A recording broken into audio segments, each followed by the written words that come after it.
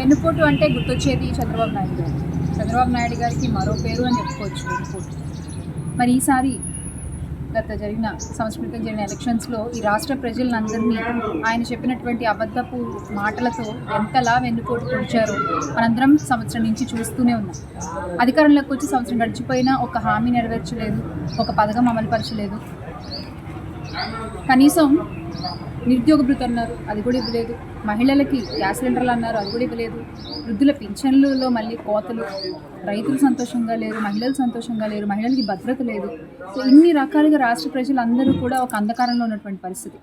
మరి వీటన్నిటినీ కూడా నిరసిస్తూ ఈ కూటమి ప్రభుత్వాన్ని వ్యతిరేకిస్తూ ఈ కూటమి ప్రభుత్వంలో జరిగేటువంటి అరాచకాలన్నింటినీ కూడా గొంతెత్తి చెబుతూ ప్రతి జిల్లాలో కూడా జూన్ 4వ తారీఖున వెన్నుపోటు దినం నిర్వహించాలని చెప్పి వైఎస్ఆర్ కాంగ్రెస్ పార్టీ నిర్ణయించడం జరిగింది.